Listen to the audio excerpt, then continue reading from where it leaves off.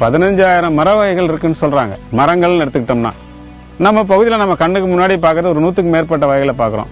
பழமரங்களை 100க்கு மேற்பட்டு பார்க்கலாம். இது எல்லாத்துலேயுமே சிறந்தது. மரங்கள் கொடுக்கக்கூடிய பலனை யாரும் மாற்று கொடுக்க முடியாது. ஆனால் பலாமரம் கொடுக்கக்கூடிய பலன்களை தரக்கூடிய மாற்று மரம் மகசூல் வந்து தனிப்பயிரா போட்டாலும் வரப்பயிரா போட்டாலும் ஒரு மரத்தினுடைய மகசூல் விவசாயிக்கு வந்து 1 ஏக்கர்ல 2 ஏக்கர் பலன் தரக்கூடியது. இதனுடைய சிறப்புகளை வந்து சொல்லி மாளாது.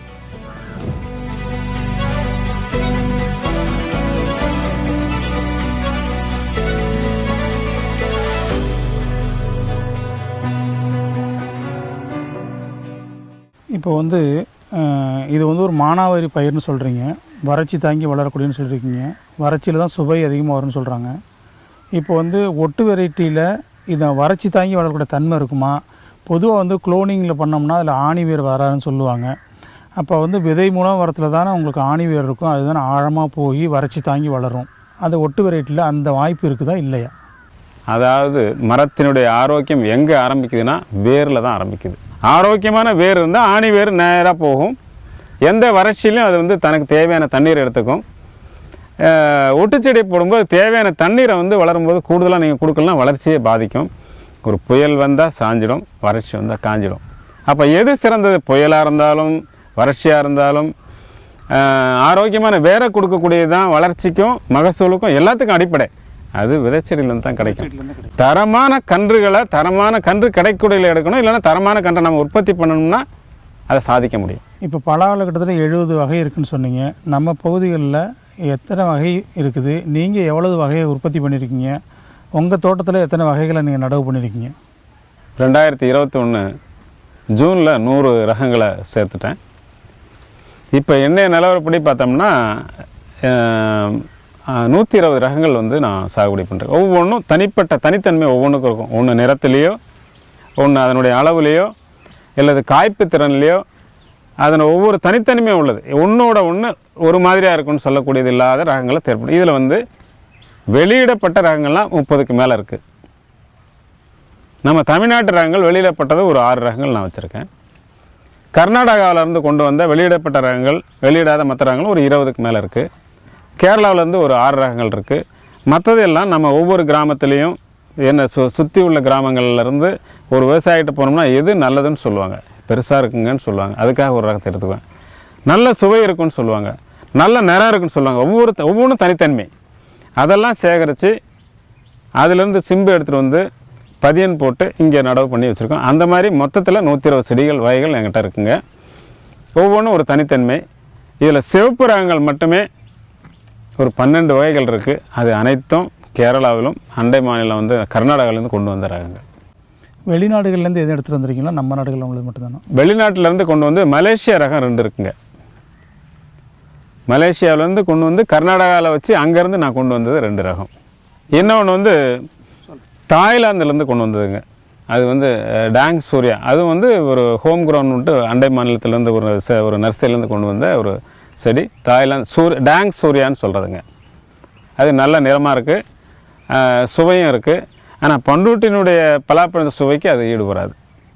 இது வந்து குறைந்தபட்சம் எத்தனை வருஷத்தில் காய்க்க ஆரம்பிக்கும்? அதிகபட்சம் எத்தனை வருஷத்தில் காய்க்க ஆரம்பிக்கும்? இது அதாவது தற்போது கேரளாவில் வியட்நாம்லேருந்து கொண்டு வந்த ஒரு வெரைட்டியை பரவலாக்கம் பண்ணிகிட்டு இருக்காங்க. அது 1.5 வருஷத்துலேயே பூ விடும், 1.5 வருஷத்துலேயே பழம் கொடுக்கும். அதில் ஒரு சின்ன ஒரு குறைபாடுன்னு எடுத்துக்கிட்டோம்னா சிம்பில் அடிமரத்துலேருந்து சிம்பு வரை எங்கே பார்த்தாலும் வைக்கும். ஸோ ஓராண்டில் 1.5 ஆண்டில் வந்து ஒரு 8 அடி 10 அடி வளருதுன்னா கிளையில் மேலே ஒரு 4 10 விடும்போது என்னென்னா பெருக்கும்போது அந்த கிளையோடு உடஞ்சி விழுந்துடும். அதுக்கு முட்டு கொடுக்கணும். சவுக்கு மரமும் மற்ற மரத்தை வச்சு முட்டு கொடுக்கணும்னா அந்த செடியை வந்து காப்பாற்ற முடியாது. காற்றடிச்சா முருங்கை மரம் மாதிரி உடையும். ஆனால் அதாவது வருஷம் பூரா காய்க்கும். அது 2 வருஷத்தில் காய்க்கிறதுங்க. பொதுவாக நம்ம பண்ருட்டி பகுதியில் இருக்கலாம் 3 ஆண்டு 4 ஆண்டு தான் மகசூல் கிடைக்கும். சரியான பராமரிப்புனா 5 ஆண்டு கூட ஆகலாம். 15,000 மர வகைகள் இருக்குதுன்னு சொல்கிறாங்க. மரங்கள்னு எடுத்துக்கிட்டோம்னா நம்ம பகுதியில் நம்ம கண்ணுக்கு முன்னாடி பார்க்குறது ஒரு 100க்கு மேற்பட்ட வகைகளை பார்க்குறோம். பழமரங்களை 100க்கு மேற்பட்டு பார்க்கலாம். இது எல்லாத்துலேயுமே சிறந்தது பலான்றதால தான் என்னுடைய முழு நேரத்தையும் இந்த பலாவை தவிர எந்த மரமும் என் கண்ணு முன்னாடி படுறதில்லைங்க. இந்த பலாவை பின்பற்றி போனாலே இந்த உலகத்தை மீட்டெடுக்கலாம், உணவு பஞ்சத்தை மீட்டெடுக்கலாம், எந்த விதமான தேவையும் பூர்த்தி செய்யலாம். இது ஒரு அற்புதமான மரம். எந்த மரத்துலேயும் உங்களுக்கு சின்ன பிஞ்சு 5 நாள் பிஞ்சிலிருந்து 120 நாள் பிஞ்சு, 5லேருந்து 6லேருந்து 100 வரைன்ற மாதிரி எந்த நேரத்துலையும் எப்படி வேணாலும் சமைச்சு சாப்பிட்லாம். பிஞ்சாக ஊறுகாயாக சாப்பிட்லாம், 10 நாள் காயை கொத்துக்கறியாக சாப்பிட்லாம், 20 நாள் அவியலாக சாப்பிட்லாம், 30 நாளை பிரியாணியாக சாப்பிட்லாம், 40 நாளை தனியாக கொட்டையும் அதையும் பிரித்து பஜ்ஜி செய்யலாம், 50 நாளில் தனியாக காய வச்சோம்னா பவுடர் ஆக்கணும்னா முழு உணவாக பயன்படுத்தலாம். 70 நாள் 80 நாள் முக்கால் முத்தல் எடுத்துக்கிட்டோம்னா தனித்தனியாக பிரித்து ஒவ்வொன்றும் எல்லாமே இதில் இருக்கக்கூடிய அத்தனையும் உண்ணத்தகுந்தவை. குறைவாக உண்ண வேண்டியது, அதிகமாக உண்ண வேண்டியது.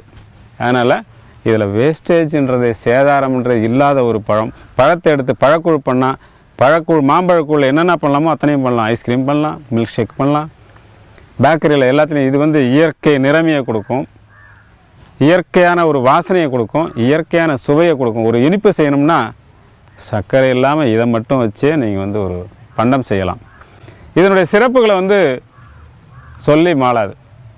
அளவில்லாத ஒரு பலனை கொடுக்கக்கூடியது பல அப்படின்றது என்னுடைய கருத்துங்க. சராசரி வருமானம் தரமாக பராமரிக்கப்பட்ட தேர்வு செய்யப்பட்ட குறிப்பிட்ட நல்ல ரகத்தை நீங்கள் பயிரிட்டால் வேறு எந்த காய்கறி பயிரிலும் கிடைக்காத அறுவடையை செய்ய முடியும், உற்பத்தி செய்ய முடியும். அதுலேயும் வருஷத்துக்கு ஒரு முறை காய்க்கக்கூடிய ரகங்கள் இருக்குது, 2 தடவை காய்க்கிறது இருக்குது. 2 தடவை காய்க்கக்கூடிய ரகங்கள் ஒரு 100 மரங்கள் இருக்குன்னா 5 தான் இருக்கும் இயற்கையாகவே.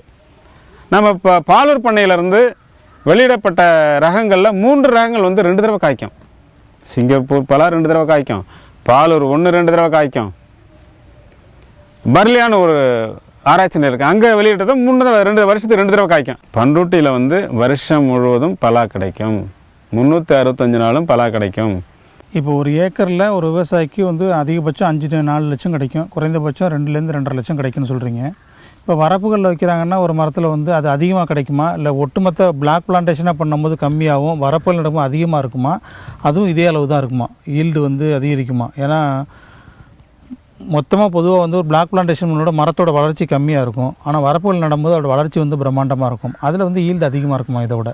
வரப்பில் இருக்கிறதுக்கு வந்து மகசூல் வித்தியாசப்படும். இப்போ நீங்கள் வந்து தோட்டப்பயிரை பயிரிடும்போது 20லேருந்து 25 காய் அந்த ஒரு 10 ஆண்டில் கிடைக்கும்னா அதே மகசூல் தான் வரப்பிலையும் கிடைக்கணும். அதுக்கு தேவையான சூரிய வெளிச்சம், அதுக்கு தேவையான உணவுகள் எல்லாமே வரப்பில் கிடைக்குது. அதனால் மகசூல் வந்து தனிப்பயிராக போட்டாலும் வரப்பயிராக போட்டாலும் ஒரு மரத்தினுடைய மகசூல் பெரிய பாதிப்பு இருக்காது, அதே அளவு கிடைக்கும். இப்போ வந்து 4 ஆண்டு அல்லது 5 ஆண்டு தான் காய்க்க துவங்குங்கிறீங்க. அது வரலையும் பலாவில் வந்து ஊடு பயிரை என்னென்ன பண்ண முடியும்? பலாவை தாண்டி வேகமாக வளரக்கூடிய பயிரை பலாவு கடையில் புகுத்தக்கூடாது. பலாவை விட பொறுமையாக வளரக்கூடியது, உயரம் கம்மியாக பயிரிட்டு வளர்ந்து பலன் தரக்கூடிய பயிரை எதை வேணாலும் சாகுபடி பண்ணலாம். அதுக்கு வந்து அளவீனமே இல்லை. இந்த மண்ணில் பலாவுக்கு ஏற்ற மண்ணில் வரக்கூடிய எந்த பயிர் வேணாலும் பண்ணலாம். முதல் ஆண்டுகளில் சிறிய உணவுப் பயிர்கள் பண்ணலாம், உளுந்து பண்ணலாம், மணிலா பண்ணலாம், சூரியகாந்தி பண்ணலாம். அடுத்து பழப்பயிர்னு எடுத்துட்டோம்னா பப்பாளி பண்ணலாம், ஆரஞ்சு பண்ணலாம், சாத்துக்குடி செய்யலாம், மாதுளை செய்யலாம். ஸோ அது அளவினமற்றது. அது வந்து விவசாயிகள் அந்த மண்ணில் பக்கத்தில் என்ன இருக்கும் எந்த பயிரும், அது 10 ஆண்டுகளுக்கு மேலே எந்த பயிரும் வராது. நீங்கள் அது கூட வந்து 4 மரத்துக்கு நடுவில் மிகச்சிறந்த ஊடுபயிர் இன்னைக்கு விவசாயிக்கு வந்து 1 ஏக்கரில் 2 ஏக்கர் பலன் தரக்கூடியது தென்னையும் பலாவும் இணைப்பயிர் அப்படின்னு நான் சொல்லியிருக்கேன். இது 10 ஆண்டுகளுக்கு முன்னாடி பதிவு பண்ணதுங்க. இது எங்கே நான் கற்றுக்கிட்டேன்னா புதுக்கோட்டையில். நாங்கள் ஏதோ வரப்பில் பலாவும் இருக்கும், தென்னை இருக்கும். முழுசாக ஒரு பலா தோட்டத்தில் தென்னையும் தென்னை தோட்டத்தில் பலாவும் அப்படின்ற ஒரு செய்தி எனக்கு புதுக்கோட்டையிலேருந்து கிடைச்சாருமோ அதை தான் என்னுடைய புத்தகத்திலையும் பதிவு பண்ணியிருக்கேன். ஒரு மிகச்சிறந்த ஒரு இணைப்பயிர். ஆனால் அதுக்கு இடைவெளி கொடுக்கும்போது 25க்கு மேற்பட்டு இருக்கணும். ஒரு மரத்துக்கு இடைவெளி தென்னையை 30 இருக்கக்கூடியதுலையோ இல்லை 25க்கு மேற்பட்டதுலையோ பலாவில் தென்னையும் தென்னையில் பலாவும் போடலாம். ஒரே ஏக்கரில் 2 ஏக்கர் லாபம் கிடைக்கும். இப்போ இது வந்து பலா வந்து ஒரு அற்புதமான டிம்பர் தான். இது என்ன வகையான, அதாவது மரஜாமான்கள் செய்ய பயன்படுதா இல்லை பலகையாக மட்டும் பயன்படுத்துகிறாங்களா? இது ஒரு மரம் வந்து எத்தனை வருஷத்தில் இந்த மாதிரி டிம்பராக பயன்படும்? அது என்ன விலைக்கு போகும்? அது பலா மரம் வந்து கடினத்தன்மை உள்ள ஒரு மரம், பால் மரம். மரத்தை அறுத்தாலும் பால் வரும், இலையை ஒடித்தாலும் பால் வரும், அந்த காயை வெட்டினாலும் பால் வரும். இப்போ இந்த மரம் வந்து அந்த அந்த என்ன சொல்கிறது, அந்த பாலோடு சேர்ந்து உள்ள அந்த மரத்தினுடைய தொகுப்பு இருக்கிறதால காஞ்ச பிறகு மிக கெட்டித்தன்மை நல்லாயிருக்கும். இது எப்போ கெட்டித்தன்மை வைரம் பாஞ்சு அந்த மஞ்சள் நிறம் வர்றது அப்படின்னா 20 ஆண்டுகளுக்கு மேற்பட்டால் தான் அது வந்து, அதாவது நீண்ட ஆயுள் தரக்கூடிய ஒரு பண்டங்களை நாம் செய்ய முடியும். நமக்கு தேவையான மேஜை, நமக்கு வீட்டுக்கு தேவையான நாற்காலி, எந்த ஒரு மரச்சாமான்களும் நாம் செய்ய முடியும். வீட்டுக்கு தேவையான கதவு, ஜன்னல் அத்தனையும் பண்ண முடியும். கதவுன்னா அந்த 1 அடி பலகை வரும்போது எப்போ அப்படின்னா ஒரு 40 இல்லை 50 ஆண்டுகள் தாண்டும்போது ஒரு மரத்தோட மதிப்பு 1 லட்சம். இதிலிருந்து வந்து நாம் நிறைய இசைக்கருவிகள் செய்கிறாங்க. தவில், மிருதங்கம், வீணை, சின்ன சின்ன அதாவது கையால் வாசிக்கக்கூடிய எல்லா இதுக்கும் வந்து இந்த மரத்தை பயன்படுத்தும் போது ரெசனன்ஸ்னு சொல்லுவாங்க. அந்த ஒலி எழும்புறது வந்து வித்தியாசமாக இருக்கும். இதில் மட்டும்தான் தவில் பண்ணுவாங்க, வேறு மரத்தில் அந்த ரெசனன்ஸ் கிடைக்காது. அதிர்வு வந்து இதில் நிறைய கிடைக்கும். நீங்கள் அந்த தட்டினாலே, காஞ்ச மரத்தை தட்டினாலே ஒலி வரும். அதனால் அந்த கடினத்தன்மை வேறு எந்த மரத்துலையும் கிடைக்கிறதில்ல, பலாவில் மட்டும்தான் கிடைக்கும். அந்த பாலும் கெட்டித்தன்மையும் காய்ந்த பிறகு அதனுடைய உறுதியும். பலா வந்து ஒரு அதிசய மரம், அற்புத மரம்னு சொல்கிறதுக்கான காரணம் என்ன அப்படின்னா, இது பழம் மட்டும் கொடுக்கல, மர காய்கறியை கொடுக்குது, டிம்பர் மரத்தை கொடுக்குது. இந்த மரத்தினுடைய மதிப்பை நீங்கள் பார்த்தீங்கன்னா, தேக்கு மரம் வளர்ப்பாங்க, அது வருஷம் மாதத்தில் கொடுக்காது, பணம் கிடைக்காது. இது 5ஆவது வருஷத்துலேருந்து 4ஆவது வருஷம் காய்க்க ஆரம்பிச்சிலேருந்து உங்களுக்கு பணமாகவும் பழமாகவும் ஒரு பக்கம் உணவாகவும் கிடைக்குது.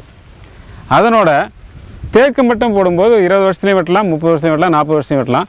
இது 20 ஆண்டுகளுக்கு மேற்பட்டு வெட்டும்போது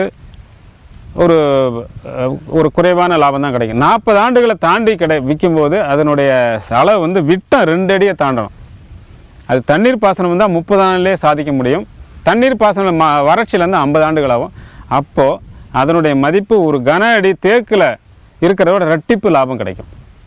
தேக்கு நம்ம நாட்டு தேக்கில் கிடைக்கக்கூடியது 2500 ஒரு கன அடின்னா, இது கன அடி 5000 கிடைக்கும். அதை வந்து இந்த பலாவில் நீங்கள் தேக்கு போடுறவங்க, இந்த மண் வந்து பலாவுக்கு ஏற்றதுன்னா தாராளமாக தேக்கையும் போடலாம். விளிம்பில், வரப்பில் முழுசாக பலாவே போட்டு அதனுடைய பலனை அனுபவிக்க முடியும். அதனால் டிம்பர் மதிப்பு, அதாவது மதிப்புள்ள மரம், கெட்டியான மரம், கரையான அரிக்காத மரம், ரொம்ப கடுமையான மரம். இந்த பால் இருக்கிறதால ரொம்ப இது வந்து 200 ஆண்டுகள் 300 ஆண்டுகள் இருந்தாலும் அதனுடைய தன்மை மாறாமல் காக்கப்படும். எப்போ வைரம் பாஞ்ச மரத்துக்கு. பலாவை மட்டும் சாப்பிட்டோம்னா 100 வருஷம் வாழலாங்க. நீங்களாம் விருந்தினர் போனால் பலாக்கறி இருக்கணும், பலாக்கறி வைக்கலாம், அது விருந்து இல்லை. 5 ஆண்டுகளுக்கு பிறகு ஒரு சொட்டு தண்ணி இல்லைனாலும் இந்த பலாவை வளர்க்க முடியும். அதிகப்படியான மகசூல் விளைச்சல் வந்து ஒரு 150-200 ஆண்டுகள் வரைக்கும் அந்த மகசூல் குறையாமல் இருக்கும்.